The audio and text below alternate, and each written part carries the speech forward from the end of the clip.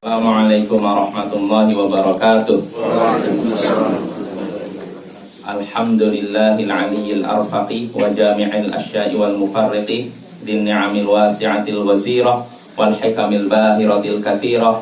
Tsumma salatu ma'a salamin daimi ala rasulil qurasyil khatami wa alihi wa sahbihil abrar al haizi maratidil fakhar.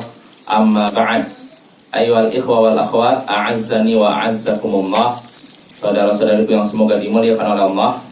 Seperti biasa di malam Ahad kita mengkaji pembahasan fikih menggunakan kitab Ad-Durarul Bahiyah fil Masail Al-Fiqhiyah karya Imam Muhammad bin Ali Asy-Syaukani rahimahullah. Semoga Allah merahmatinya.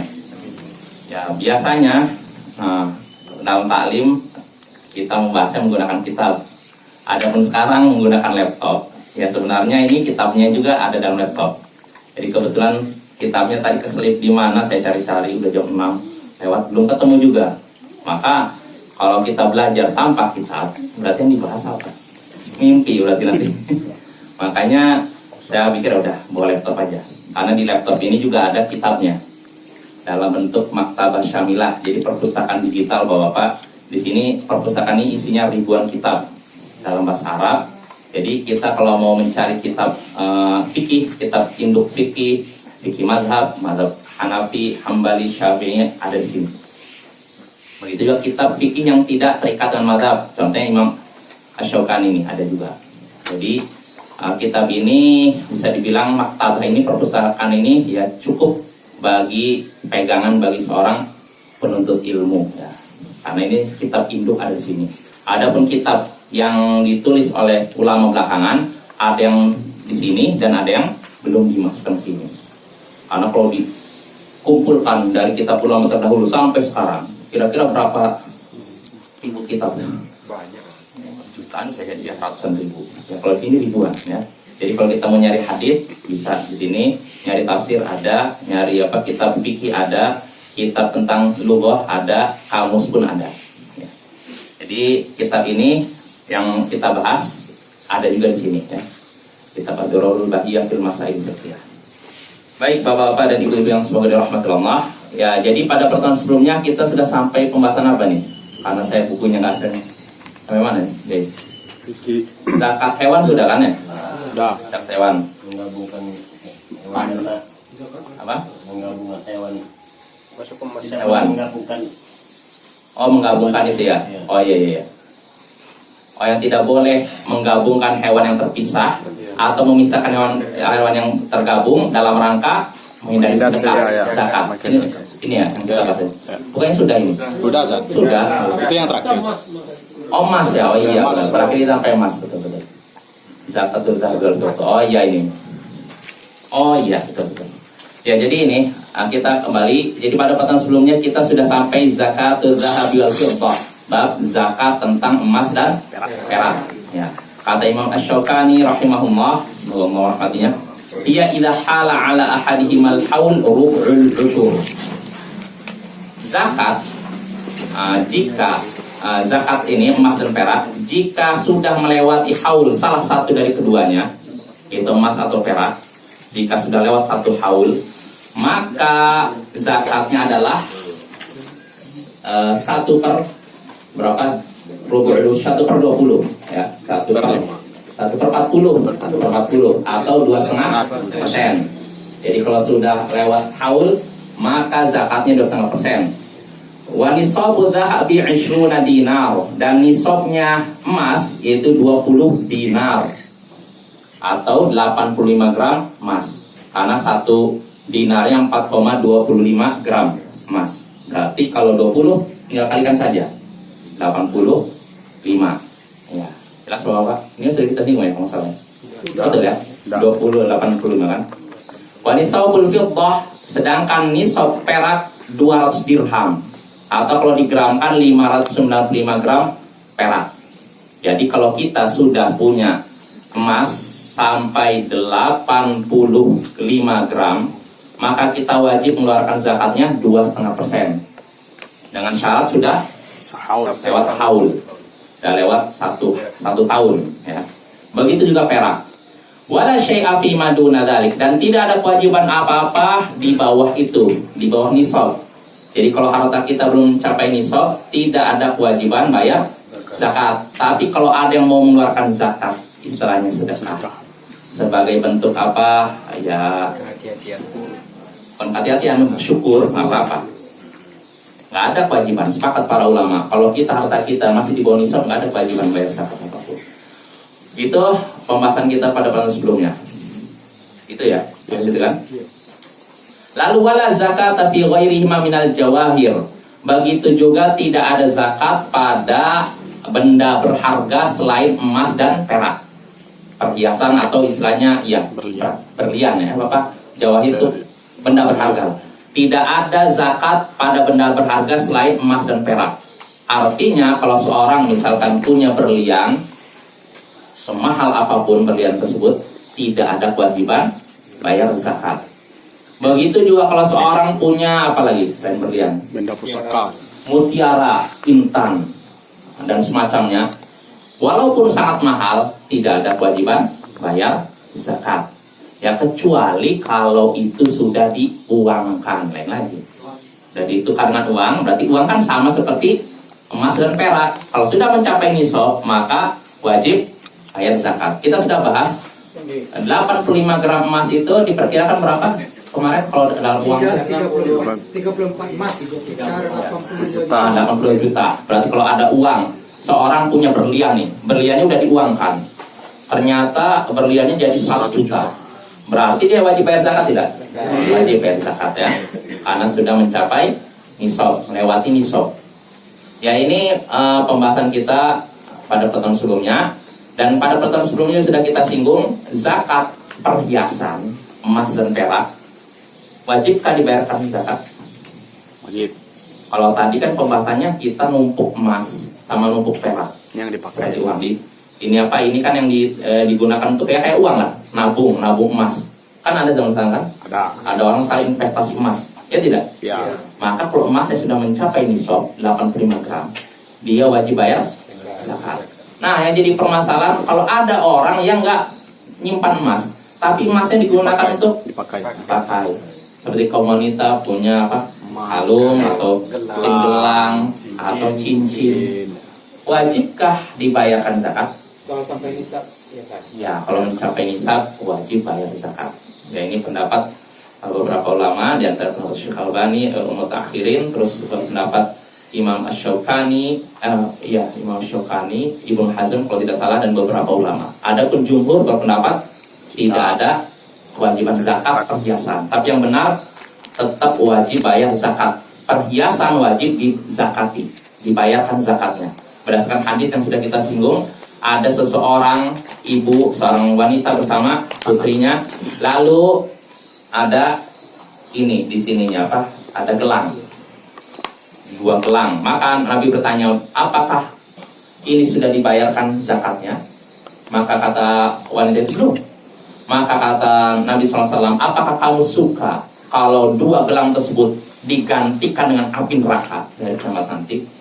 Maukah kamu dipakaikan gelang dari api neraka dari kiamat nanti?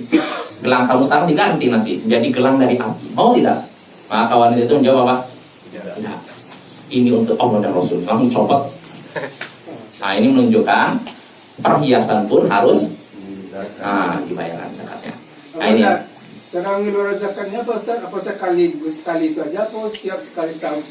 setahun. Selama masih di atas nisab itu. Kecuali kalau nanti udah berkurang pas nisab, maka udah nggak ada wajib lagi. Berarti kayak tahun deh ya, Ustaz? Iya, tiap tahun. Ya. Insya Allah Bapak-Bapak, harta yang kita keluarkan untuk bayar zakat tidak akan mengurangi harta kita. Allah akan kita gandakan ya. Nggak usah khawatir ya. Kalau saya berkurang, kalau saya pakai, saya kan perhiasan, bukan untuk aset. Kok dibayarkan zakatnya? Nanti berkurang. Ya nggak usah khawatir ya. Allah akan lipat gandakan balasannya ya. Di dunia kita nggak akan kurang harta kita. Di akhirat pahalanya berlipat ganda. Ya, orang yang sedekah tidak ada dalam sejarahnya bahwa orang sedekah jatuh miskin. Ya, tidak ada dalam sejarah. Sampai orang kafir sekalipun ketika mereka sedekah, mau apa istilahnya Derma. Tahu rahasia sedekah. istilahnya kalau mereka dana apa sosial ya Ya, istilahnya. siap. Mereka yang rajin ini ngasih dana sosial nggak miskin. Sampai-sampai saya waktu kesini ke Mentawai, orang terkaya di dunia masih Bill Gates loh. Bill Gates. Masih Bill Gates kan? Dia itu kalau nggak salah mendonasikan hartanya sekitar 20% kalau nggak salah untuk kemanusiaan. Berapa triliun itu? 20%. Tapi walaupun begitu hartanya berkurang. Ya. Dia masih urutan pertama orang terkaya di dunia. Ini waktu saya sebelum sini, waktu pas saya sini 2013 atau kalau 2021 ini.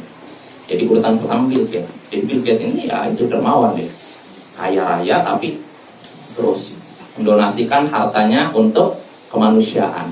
Nah kalau orang kafir berbuat baik bersedekah kayak gitu saja Allah balas di dunia, apalagi mukmin ya. Bedanya kalau orang kafir dibalasnya cuma Di dunia. Tapi kalau seorang mukmin dibalas di dunia dan Akhirat. akhirat. Maka kita tidak usah khawatir jatuh miskin gara-gara bayar zakat, apalagi zakat yang wajib. Ya, zakat yang wajib. Karena kata Syekhul Islam, zakat itu seperti peperangan sebenarnya. Mengeluarkan zakat seperti peperangan. Orang yang bisa terjun perang adalah orang yang pemberani. Sedangkan orang yang pengecut tidak akan terjun dalam perang kan? Nah begitu pula zakat. Yang bisa mengeluarkan zakat itu hanya pemberani. Sedangkan orang pengecut mikir-mikir. Enggak ya? Iya, tarik dulu. Saya ngasih ini nanti gimana ya? Nah gitu. Iya, satu paket ya. Hah? Kemarin di Islamik ada ceramah Ustaz apa ya? Kikir sama pelit itu. Pelit sama pengecut itu. Iya betul. Satu Ya, paket. kikir dan pelit itu yang satu ya. Kikir dan pengecut ya. Iya. Yang iya betul. Makanya kan di antara doa Nabi pernah berlindung dari beberapa sifat buruk. Di antaranya kan Allahumma inni a'udzubika minal hammi wal hazan. Ya Allah, sebenarnya aku berlindung padamu dari gundah gulana dan kesedihan, wal ajzi wal kasal, kelemahan dan kemalasan. Ini juga nyambung Bapak. Kalau udah lemah malas kelemahan. Satu paket. Wal ajzi wal kasal minal apa setelahnya? Alju. A'udzubika minal hammi wal hazan wal ajzi wal kasal minal jubni wal minal bukhli wal juban. Ya, dan aku berlindung padamu dari pelit dan pengecut. Nah, ini nyambung memang. Kalau orang pelit biasanya pengecut. Orang pengecut biasanya Pelit. pelit. Betul yang disebutkan Ustaz Dasman. Hah? Ustaz Dasman. Iya, faedah penting itu betul. Ya itu Bapak-bapak ya. Jadi sekali lagi perhiasan wanita, kaum wanita hendaknya dikeluarkan zakatnya ya. Kalau memang sudah mencapai nisab. Tapi kalau belum mencapai nisab tidak ada kewajiban. Nah, ini pembahasan kita pada pertemuan sebelumnya. Lalu pada pertemuan sebelumnya terakhir kalau tidak salah kita sampai pembahasan wa amwalit tijarah. Begitu juga tidak ada kewajiban zakat terkait harta perdagangan. Nah ini pendapat Imam Ibnu Hazm, pendapat beberapa ulama ya, Imam Asy-Syaukani dan Syekh Hasan Khan dan beberapa ulama bahwasanya tidak ada kewajiban zakat, membayar zakat harta perdagangan. Dan ini pendapat yang kuat. Kenapa tidak ada zakat perdagangan? Pertama, karena tidak adanya dalil yang jelas menyebutkan wajibnya itu. Padahal saya menanya Bapak, di zaman Nabi ada perdagangan tidak? Ada kan? Ada kan? Bahkan orang Quraisy ini orang yang ahli dagang kan? Mereka kan? Dagangnya ke Yaman dan ke Syam. Ya, mereka kalau lagi musim dingin kemana mereka? Yaman. Kalau yang musim panas, Syam. ke Syam. Ahli dagang orang Quraisy dari dulu sampai sekarang. Ya, tapi walaupun begitu tidak ternukil dari Nabi menyuruh, kamu harta dagangnya keluarkan 2,5%-nya begini. Kan disebutkan. Sedangkan ketika menyinggung tentang emas dan perak, disebutkan tidak ukurannya? Sebutkan kan? Ya tidak. Nanti ketika membahas tentang zakat pertanian, zakat tumbuh-tumbuhan, nanti disebutkan ukurannya. Tapi anehnya ketika menyinggung perdagangan tidak ada satupun hadis yang menyebutkan ukurannya. Padahal itu kan sesuatu yang terjadi banyak terjadi di zaman Nabi, ya tidak? Bahkan kehidupan sehari-hari orang Quraisy identik dengan perdagangan. Tapi anehnya tidak ada satupun hadis yang menyebutkan dengan jelas zakat perdagangan berapa persen dari ini nisabnya segini, enggak ada. Ini menunjukkan pendapat yang kuat, Allahu a'lam, bahwasanya tidak ada kewajiban membayar zakat perdagangan. Tapi kalau seorang mau infak dengan kerelaan hatinya, maka silakan. Insya Allah itu juga berkah, membuat harta kita berkah. Kita tidak misalkan kita sudah belajar lalu berpendapat, setelah saya meneliti pendapat yang ada, tidak ada kewajiban bayar zakat perdagangan. Tapi saya tetap keluarkan zakat. Insya Allah akan Allah berkaya. Ya. Yang saya tanya gini, kayak gini kan, yang dikeluarkan zakatnya ini barang atau duitnya kan? Uang. Uang usaha. Maksudnya apa nih? Yang zakat perdagangan? Dagang tadi ya. Nah, ya maksudnya mungkin kalau kita berpendapat ada zakat perdagangan, maka yang dibayarkan apa gitu Pak ya? Ya barang atau uangnya. Itu kan. Ini pendapat saya. Apa itu? Ada nggak? Tahu Ustaz. Oh alah Pak. Kalau bagi yang berpendapat ini kan Pak jumhur ulama berpendapat ada zakat perdagangan. Ya kata mereka 2,5%. Cuman saya nggak paham 2,5% ini apakah berupa uang atau barang dagangan. Oh alah Pak. Saya nggak tahu Pak. Itu kalau bagi kita berpendapat ada zakat perdagangan. Tapi kalau tidak ada zakat perdagangan selesai. Nggak pusing gitu. Kalau Ya. siap yang pernah dikerjakannya kan tahun ini berapa semuanya modalnya kan sekian dizakatkan, tahun yang akan datang berapa lagi dizakatkan lagi itu kan Ya. hitung lagi. Ya, kalau bagi yang berpendapat ada zakat perdagangan Bapak, cara ngitungnya katanya modal. Ya. Modal berapa kita, misalkan modal sekarang waktu kita mulai mulai bisnis, modal berapa? Misalkan 100 juta, dihitung 100 juta. Plus asetnya berapa? Misalkan barang dagangnya di kira-kira misalkan di kedai kita 100 juta, berarti udah 200 juta nih. Plus keuntungan yang kita dapat berapa? Misalkan keuntungan sekarang 50 juta, berarti 250 juta. 2,5% dari 250 juta. Ini kalau bagi yang berpendapat zakat perdagangan. Cuma yang jadi masalah menentukan bahwa ukurannya zakat tuh dari harta pokok, aset, keuntungan. Ada tidak hadis Nabi yang menyebutkan? Ada.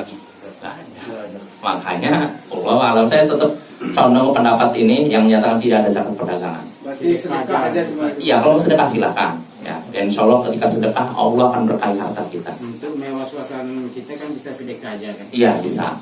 Ya, tapi kalau seorang mengeluarkan zakat, walaupun nggak ada kaitannya dengan saya nggak meyakini ada zakat perdagangan, tapi tetap bisa keluarkan sedekah. Insya Allah Allah berganti. Ya, so, bahkan saya bukan 2,5%, 20%. Itu yang insya Allah ganti juga. Kalau Iya. gini Ustaz, kalau ada yang meyakini tidak ada zakat perdagangan, sedangkan yang didagangkannya itu berbentuk emas, itu gimana itu Ustaz? Itu berarti kan emasnya yang dihitung. Ya. Tapi kan emasnya didagangkan gitu. Tetap emasnya dihitung. Kan emas kan seperti uang. Maka emasnya itu yang dihitung. Kalau kita berpendapat tidak ada zakat itu kan? Iya. Dihitung emasnya berapa, mencapai nisab atau tidak? Emasnya aja Pak. Iya. Atau gini, kalau misalkan emasnya udah mencapai nisab ya. Iya. Lalu udah dapat uang juga. Ya berarti dihitung aja emas dan uangnya. Misalkan dia dapat uang dari hasil jual emas misalkan 100 juta. Emasnya 85 gram emas. Udah nisab juga kan? Maka digabungkan aja. Maka pada hakikatnya dia punya emas dan uang gitu. Sama dengan cukup-cukup masih dipajang tuh bayar ya. Iya. Kalau udah mencapai nisab ya. Mencapai nisab wajib bayar zakat. Jelas Bapak ya? Ini terkait harta zakat perdagangan. Lalu berikutnya yang dibahas oleh Imam Syafi'i di sini, wal mustaghillat, dan juga tidak ada zakat terhadap harta-harta yang disewakan. Maksudnya seperti apa? Saya punya rumah 3, yang 2 saya kontrakan. Di kontrak ketika saya kontrakan 2 rumah saya dapat. Ini uang tidak saya. Nah ini pun tidak ada kewajiban bayar zakat. Jelas Bapak ya? Ya kenapa? Kata Imam Asy-Syafi'i di sini, kata beliau ini, kalau pakai buku cepat, kalau pakai laptop harus ini. Nah, di sini.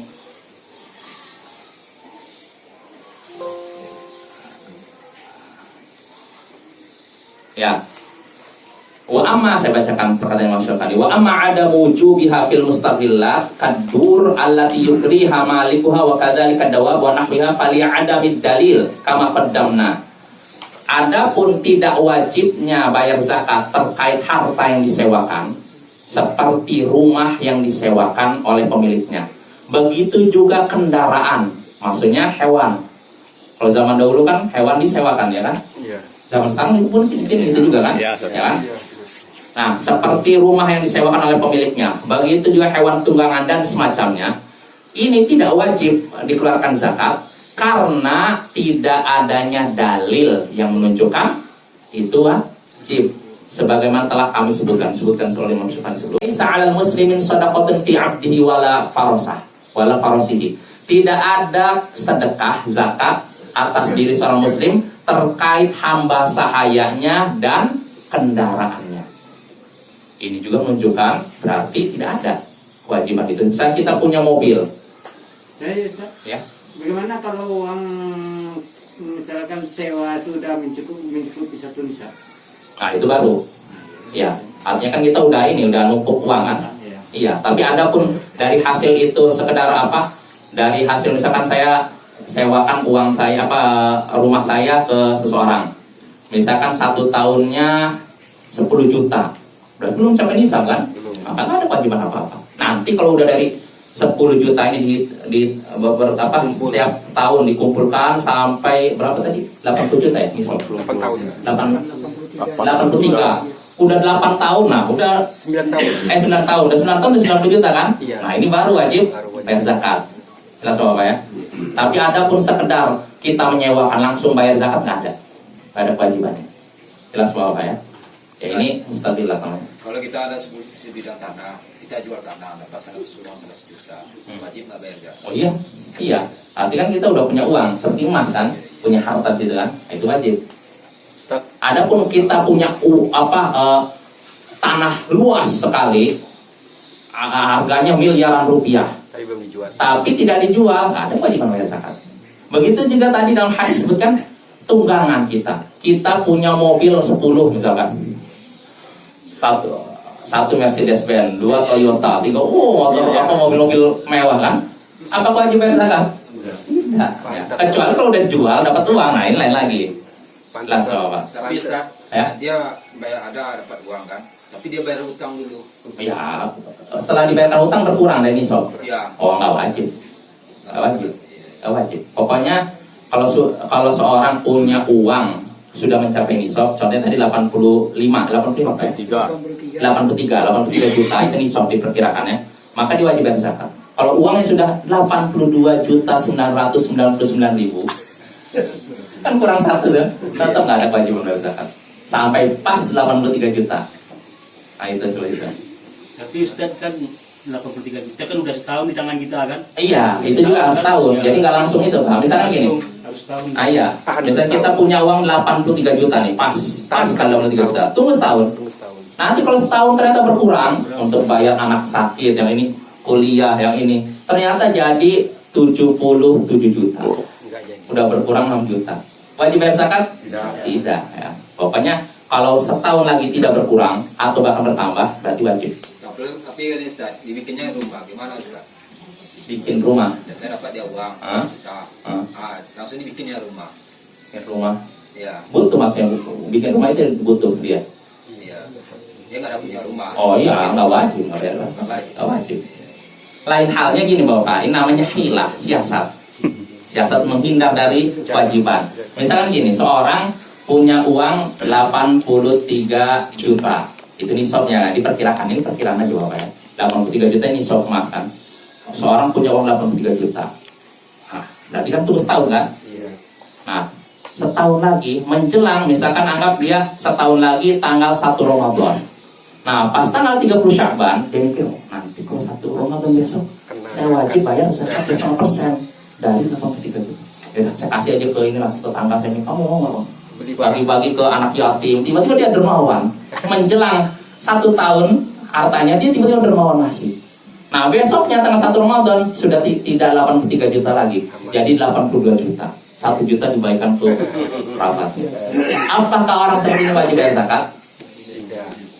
Kata Syekh Al-Albani, wajib. Karena dia sengaja untuk menghindar dari ini. Lain halnya kalau memang dia tanpa disengaja. Misalkan dia tanggal 30 Sya'ban, besok 1 Ramadan kan, dia uang 83 juta nih. Nah, tapi mendadak ada anak yang sakit. Waduh, bayar 100.000. Tetangganya ada yang butuhan. Besoknya sudah 82.500.000. berkurang 500.000. Apakah wajib bayar zakat? Tidak. Ya. Tapi kalau disengaja dalam rangka menghindar dari kewajiban, maka wajib. Jelas Bapak ya? Itu Ustaz menghindarnya dengan kedermawanan tadi. Ya kita kan tahu orang mana yang istilahnya mengeluarkan hartanya memang murni ikhlas membantu atau untuk menghindari zakat. Kan kita Lebih tahu. banyak lagi dia keluar buat itu buat Ya makanya tergantung niatnya. Ya niatnya apa? Ketika dia bagikan uang itu tujuannya untuk apa? Apakah untuk menghindari zakat atau tidak? Kalau tujuannya bukan untuk menghindari zakat, kata para ulama ini tidak wajib bayar zakat. Ya, tapi kalau dia membagikan uang menjelang 1 tahun itu dalam rangka menghindari zakat, maka kena. Orang Yahudi lah. Itu orang Yahudi. Walaupun Bapak ini saya sebagai bentuk ini amanah ilmiah, sebagai ulama mazhab Hanafi membolehkan seperti itu. Tapi ini pendapat mufassir. Sama siasat apa itu? Iya. Karena itu kan. Nah itu seperti itu. Jadi seorang muslim itu jangan mengakal-akali syariat ya. Nah, lain halnya kalau seorang memang ya ini memang nggak ada tujuan untuk menghindari zakat, dia butuh juga untuk mengeluarkan uangnya, maka nggak apa-apa. Contohnya tadi dia dapat uang 100 juta, lalu dia butuh untuk bangun rumah, maka sudah apa-apa, nggak masalah. Tapi kalau dia sengaja, dia daripada nanti saya bayar wajib bayar zakat, saya gunakan beli ini, beli itu, atau dibeli. Kalau ngasih itu kesannya ini sadar ya, dermawan ya. Dia kesannya kayak nggak lari dari zakat. Tapi ada sebagian orang mungkin ini, dia belikan uangnya barang indah itu. Nah ini yang nggak beres nih. Jelas Bapak maksudnya? Jelas ya? Jadi uang kan misalnya seorang 1 Ramadan tahun depan 83 juta wajib bayar zakat kan. Nah di tanggal 30 Sya'ban besok 1 Ramadan uang masih 83 juta nih. Maka daripada wajib bayar zakat saya belikan aja lah pakaian. Besoknya sudah kurang dari 83 juta. Wajib bayar zakat. Kata-kata para ulama pendapat yang kuat wajib bayar zakat. Ustaz, kalau pendapatan kita bulanan ini Ustaz, gimana zakatnya? Itu sama seperti emas dikumpulkan. Kalau memang nanti sudah mencapai nisab, diperkirakan 83 juta, maka tunggu setahun. Kalau setelah setahun tidak berkurang, wajib keluarkan 2,5%-nya. Habis bulan ke bulan, Apa? habis bulan ke bulan ada lagi. Pulang ke bulan juga bayar. Iya. Kayak tunggu ini. Iya, tunggu ini ya. Jadi yang tadi Bapak, permasalahan ini, permasalahan apa? Tadi apa? Menghindar dari zakat dengan cara membayar atau mengeluarkan harta. Ini juga berlaku. Ini kan namanya hilah kata para ulama. Hilah itu apa? Siasat untuk menghindar dari kewajiban. Setiap yang namanya hilah, maka orang tersebut mendapatkan hukuman yang tidak sesuai dengan keinginannya. Tadi contohnya gini, dia keinginannya tidak bayar zakat. Nah, tapi hukumannya apa? Dia harus tetap bayar zakat. Begitu juga kata para ulama, contohnya seperti seorang suami menjelang meninggalnya, dia melihat, wah nanti istri saya, kalau saya meninggal istri saya dapat warisan. Yaudah saya ceraikan aja istri saya. Lagi sakit, diceraikan istrinya. Nah, supaya apa? Nanti warisannya ke anaknya. Ini nggak boleh kata para ulama. Kalau seorang menceraikan istrinya dalam rangka supaya istrinya tidak dapat warisan, ini tidak dianggap. Tetap nanti istrinya dapat warisan. Jelas Bapak. Nah itu namanya hilah, siasat untuk menghindar dari kewajiban, maka nggak boleh. Ya itu tentang tadi tidak ada kewajiban zakat terhadap harta yang disewakan. Jelas Bapak ya. Jadi harta perdagangan tidak ada kewajiban, kewajiban untuk dizakati. Begitu juga aset yang disewakan. Aset yang disewakan bisa berupa rumah kah, kendaraan kah, atau apa contohnya selain itu? Hewan itu bajak sawah. Iya, hewan dan semacamnya. Yang termasuk misalkan budak kan dulu kan dipekerjakan kan disewakan. Itu pun tidak ada. Jelas Bapak. Ya. Dan misalnya kayak ada misalnya seorang yang sapinya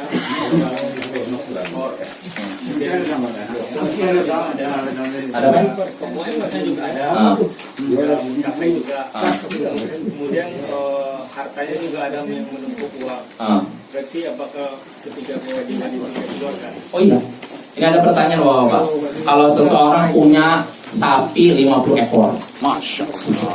terus punya emas sudah mencapai nisab juga lebih dari 85 gram, lalu punya uang juga tadi lebih dari 83 juta ya. Apakah semuanya wajib dizakati? Wajib dizakati. Nah, tapi kan sudah kita bahas hewan yang wajib dizakati itu adalah hewan yang digembalakan. Artinya dia nyari makannya lewat alam, tidak kita carikan. Adapun kita carikan itu tidak ada kewajiban bayar zakat walaupun sampai 100. Ada kita singgung kan? Dan saya rata-rata saya lihat di sini semuanya dicarikan makan kan? Nggak ada kewajiban bayar zakat. Sampai bisa. Ah itu. Ternyata nggak mencapai nisab. Betul. Nggak ada mencapai nisab yang saya perhatikan. Paling banyak sapi sih 10. Dia jual itu Ustaz, misalnya dia peternak ayam. Ya. Dia jual ayam itu. Nggak ada. Pokoknya yang wajib itu cuma unta, sapi, kambing. Iya ini nggak cerita Pak, tapi cerita dia jadi uang. Kalau dapat uang yang sudah mencapai nisab tetap wajib bayar zakat. Iya. Wajib bayar zakat. Ya. Ya. Kalau hasil burung walet ini tak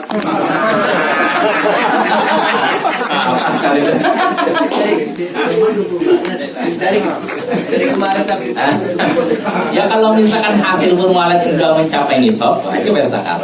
Ya.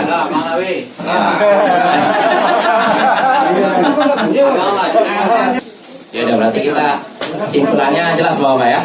Jadi walet ini ada zakatnya. Maksudnya kalau misalkan hasil waletnya sudah mencapai nisab ya. Jadi diperkirakan 83 juta.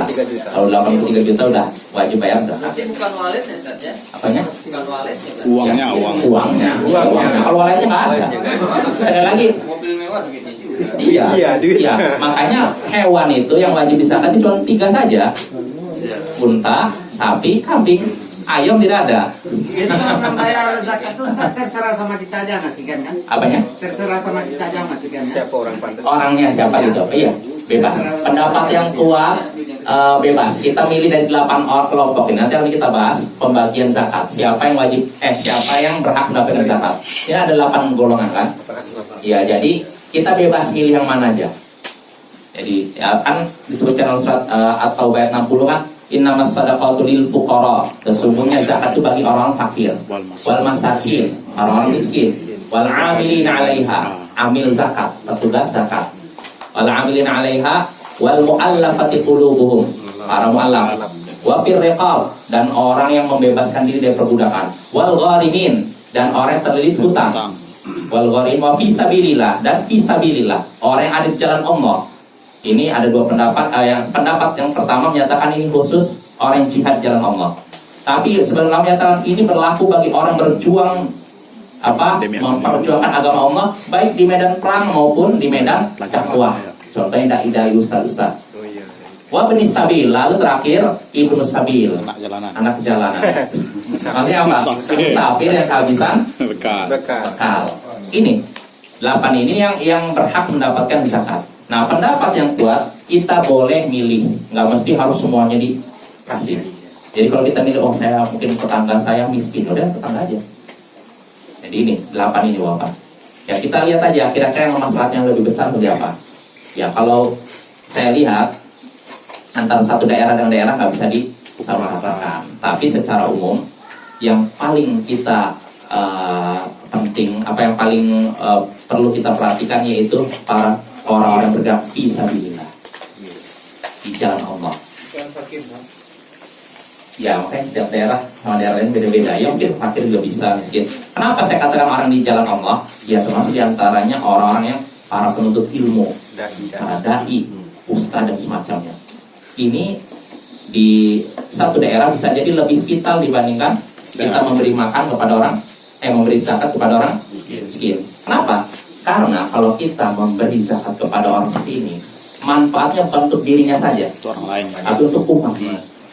Makanya Imam Abdullah bin Al-Mubarak, dia punya orang kaya, Abdullah bin Mubarak ini ulama tapi kaya raya, sampai-sampai temannya sekampung dihajikan dia, saking kayanya. Nah dia selalu menyediakan hartanya, zakatnya untuk para ulama yang miskin. Supaya apa? Ketika tanya, kenapa kamu ngasih zakat kepada orang ulama yang miskin? Ya karena kalau mereka nggak diberi zakat, nanti mereka sibuk cari uang sehingga akhirnya umatnya nggak fokus. Nah itu. Nggak fokus umat. Nah, jadi ini termasuk perlu kita perhatikan Bapak, orang-orang para penuntut ilmu, para dai yang bergerak di jalan Allah itu mereka juga butuh bantuan zakat Bapak ya. Nah itu bisa jadi mereka lebih berhak dibandingkan orang miskin. Tapi ini nggak bisa dipukul rata. Bisa jadi ada di satu daerah orang miskin lebih membutuhkan daripada itu. Ya kita lihat aja masalahnya lebih besar mana. Kira-kira saya ngasih orang miskin atau seorang penuntut ilmu. Kita lihat aja. Tinggal kita pertimbangkan. Kita kan lebih ngerti tentang kondisi sekitar kita.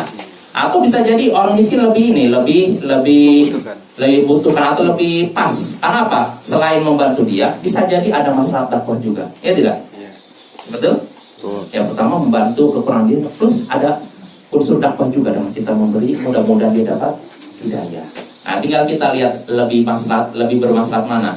Memberi zakat kepada penuntut ilmu atau pada orang miskin atau kepada amil zakat atau ini kita sendiri yang bisa menentukan yang mana. Kita yang lebih ngerti, maksudnya mana kira-kira yang lebih pantas untuk mendapatkan.